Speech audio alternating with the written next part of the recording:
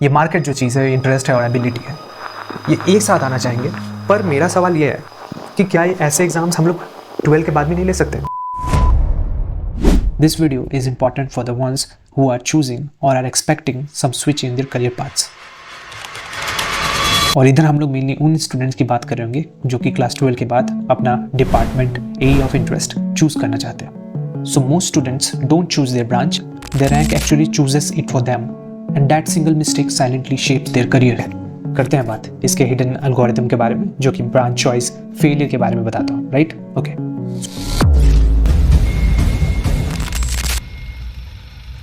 So what do students do? They try to optimize for rank, prestige. Is that good? मुझे तो नहीं लगता और आपको भी नहीं लगना चाहिए क्योंकि ये बात हम लोग अभी देखेंगे, right? Okay. So I read some books, particularly Ikigai.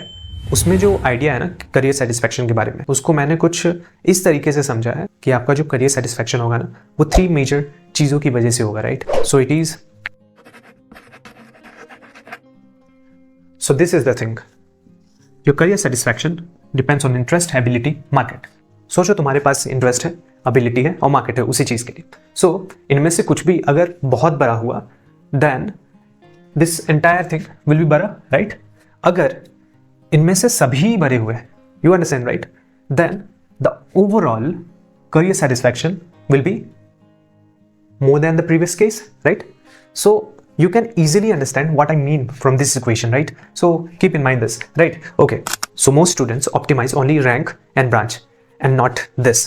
They are optimizing wrong variables, right? Rank is a measurement tool, not an identity, not a destiny. Using rank as personality is a category error. अब चलो मैं इस चीज़ को एक कहानी के तरीके से समझाता हूँ। So मेरा एक फ्रेंड है, उसका नाम आर्यन है, राइट? अब उसको इंटरेस्ट है कंप्यूटर साइंस पढ़ने का, बट JEE दे के उसका रैंक कुछ ऐसा है, उसको कंप्यूटर साइंस नहीं मिल पाया। तो उसने क्या किया, उसने quantitative economics and data science ले लिया, जो कि वही डिपार्टमेंट है जिसमें मैं एनरोल्ड हूँ, राइट? वेल इसीलिए तो वो मेरा फ्रेंड बन पाया, that's why I know him, right? Wow. अब उसका क्या है कि उसको कोडिंग में बहुत ज़्यादा इंटरेस्ट है, तो वो सॉफ्टवेयर डेवलपमेंट की तरफ जा सकता था, right? But quantitative economics and data science में आपको पता है, आपको अगर नहीं पता है, ये कोर्स सॉफ्टवेयर डेवलपमेंट के लिए इंक्लाइन नहीं है। Rather data scientist usually work on already built tools like Python, Excel, MySQL, Tableau, Power BI and so on. आप समझ रहे हो ना, mismatch causes friction.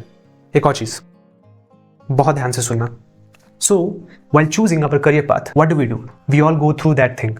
So what we do? We have some exam, right? Then there is a filter, and then on the basis of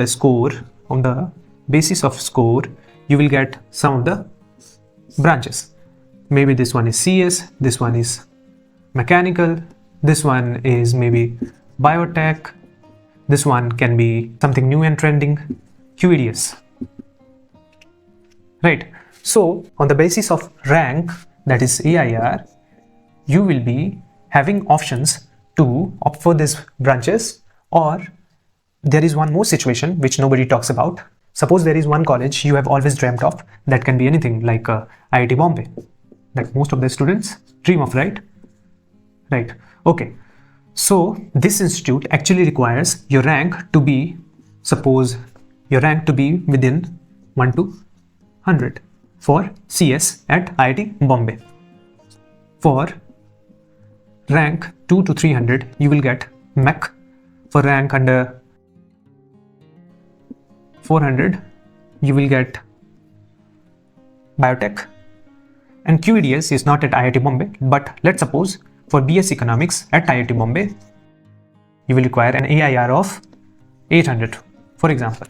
These are just indicative, but I think most of them are very much relevant. Okay, so suppose your rank comes out to be 140, but you always wanted to go to IIT Bombay for only CS. Now, what do?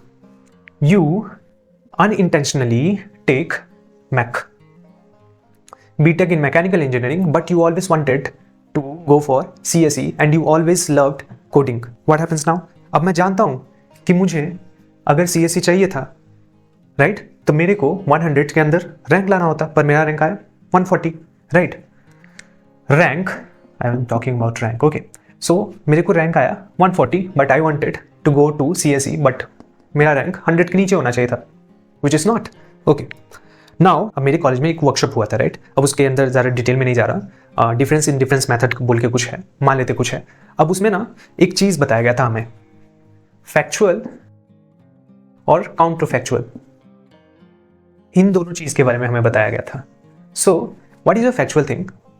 Actually factual thing ये है कि हम लोग जो observe कर पाए, जो हम लोग समझ पाए कि ये ट्रू है, जो हुआ है। सो ये आपका फैक्चुअल चीज़ हो गया कि आप मैकेनिकल ले पाए। अब काउंटर फैक्चुअल क्या है कि जो हम लोग ऑब्जर्व नहीं कर पाए, दूसरा केस में क्या होता अगर ये होता, इसके अंदर अगर 100 रैंक आता तो मैं अगर ले पाता, तो उसको काउंटर फैक्चुअल बोलेंगे। समझ में आया? नहीं समझ में आया? अच्छा रुको, फैक्चुअल चीज़ वो है जो कि हमारे साथ ऑब्जर्वेबल है, जो हम देख सकते हैं, जो ऐसा हुआ है, राइट। ट्रू चीज़। सपोज कर लो, मान लेते हैं कि आप कोई दवाई खाते हैं, राइट। अब वो दवाई आपके ऊपर एक्ट कर रहा है या नहीं, that medicine is actually acting on you or not. If taking that medicine, your suppose fever goes away, then what do you say? Your fever has gone because of that medicine, right? But had you not taken that medicine, right, would you have been able to get back? Would you have been able to get healthier? So that is your counterfactual thing. The thing which has not happened, right, जो कुछ नहीं हुआ है पर हो सकता था, वो आपका काउंटर फैक्चुअल थिंग है। जैसे मैं डेटा साइंस पढ़ रहा हूँ, अगर मैंने जेईई क्वालिफाई नहीं किया होता तो क्या मैं आज जो मैं कर रहा हूँ QEDS लेकर, वो मैं कहीं और कुछ कर रहा होता, क्या कर रहा होता, मेरा सिचुएशन बेटर ऑफ होता या वर्स ऑफ होता? That is your counter factual thing, right. और यही मैं समझाना चाहता हूँ। ये सारा चीज़ एक साथ मिलकर हमारा जो चॉइस होता है ना, उसको बहुत ज़्यादा इम्पैक्ट करता है। And that is how we end up doing things which we did not want to, but अब बहुत केसेस में ऐसा भी होता है कि people actually discover new talents, their new likings, right.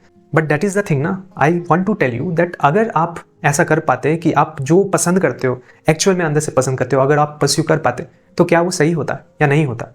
ये आप मेरे को 100% लगता है कि बता पाओगे कि आप जो चीज़ बहुत अच्छे से पसंद करते हो, you like it doing, you definitely do it, right? You will definitely put your all heart into doing that thing to produce best results because you already love doing that thing, right? So I want to highlight that.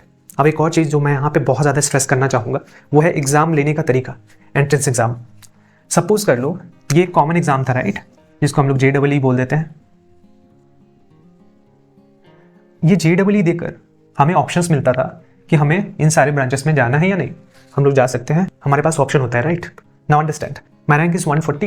I wanted to get CS, but I did not get, right? So I ended up taking mechanical engineering, right? Okay. अब मैं बोल रहा हूँ कि अगर ये exam ऐसे करके नहीं होता और सिर्फ ऐसे होता कि ये सारा डिफरेंट जो ब्रांचेस है ना, these all branches, these all had their different exams. IIT JEM की तरह, IIT JEM आप उसके बारे में जान सकते हो अगर आपको नहीं पता है। उसमें इंडिविजुअल सब्जेक्ट का एग्ज़ाम होता है, पर वो बैचलर के बाद होता है। पर मेरा सवाल ये है कि क्या ये ऐसे एग्जाम्स हम लोग 12 के बाद भी नहीं ले सकते? बिल्कुल ले सकते। क्यों नहीं ले सकते? अगर 12 में मान लेते हैं कि आपके पास 5 सब्जेक्ट्स है, उसमें अगर आपको ऑप्शनल सब्जेक्ट दिया जाता है जो कि बहुत सारे स्कूल्स में पढ़ाते हैं, उसमें आपने CS लिया और ऐसे ही जैसे CS ऑफर किया जाता है वैसे ही मैकेनिकल के कुछ सब्जेक्ट्स, अंडरग्रेड के कुछ सब्जेक्ट्स इधर ऑप्शनल की तरह पढ़ाया जा सकता है और इसके बेसिस पे ही एग्जाम लिया जा सकता है। मान लेते हैं कि कंपटीशन क्लियर करना है तो उसके लिए और अच्छे से तैयारी करेगा बच्चा। तो पर्सनली मेरा मानना है, अगर आपका भी मानना है तो आप कमेंट कर सकते हैं कि इसमें अगर इंडिविजुअल एग्जाम्स होगा तो यहाँ के बच्चे जो यहाँ जाना चाहते हैं ना इस पर्टिकुलर ब्रांच में, सिर्फ वही लोग जाएंगे। They all will be branch choosers and not branch beggars. उनको ब्रांच चूज करके मिलेगा। They actually wanted to go there and they are going there. They are not having to experience this situation that they are getting 140 rank and because they are not fulfilling this criteria they are not getting it। तो इसमें कुछ बच्चे बोल ही नहीं पाएंगे कि हम ये ब्रांच नहीं चाहते थे इसलिए हम इसमें गए। वो अलग बात है कि शुरुआत से वो लोग ऐसे इसमें जाना चाहते थे या नहीं जाना चाहते थे इसलिए एग्जाम दे रहे हैं, वो सारा अलग बात है। पर मैक्सिमम बच्चे ऐसे ही बोलेंगे कि they wanted to get into this branch and that's why they ended up going to it and this will improve competition, this will improve most important thing efficiency. Efficiency किस बात का? जो आप पसंद कर रहे हो वही आपको मिल रहा है एंड आउटपुट अल्टीमेटली अच्छा ही होगा। मैं चाहूँगा कि ये चीज़ ना, ये आइडिया जो मैं सोच रहा हूँ इसके ऊपर आप लोग भी अपना कमेंट करें और इस चीज़ को आगे पहुँचाने में मदद करें ताकि मेरे को कुछ अच्छा इनपुट मिल पाए कि क्या मैं सही सोच रहा हूँ या फिर कुछ भी। Okay, let's continue. Now one last diagram, one last visual. देखो, अब इस चीज को देखो जो मैंने पहले भी बताया था, उसको विजुअली देखो। इसमें जो इंटरसेक्शन पॉइंट दिख रहा है ना आपको, दिस इंटरसेक्शन पॉइंट, इसका एरिया देखो। अभी फिलहाल जो आपको दिख रहा है ये छोटा है, राइट, इन सब से। अब समझो, अगर ये मार्केट जो चीज़ है, इंटरेस्ट है और एबिलिटी है, ये एक साथ आना चाहेंगे, right, trying to make this area bigger and bigger, what would happen? Your output will increase. What is this shaded area? What is this? Satisfaction. So I was telling कि अगर ये एरिया, ये जो एरिया है ना, ये अगर बड़ा करना है तो these circles have to overlap, right? So if you are having that ability, and for that ability you are having same interest, and there exists a market for it, then you will be able to manufacture that sweet spot. So remember, your rank did not ruin your career, your unexamined branch choice did. और मेरा next video इस बारे में है कि why placement statistics as shown by the college is a lie to you, is a proper lie to you, which I will upload soon, or maybe you already uploaded by the time you are watching. And do not please forget to tell me about that entrance exam wala idea, right? Okay, Abhishek signing off.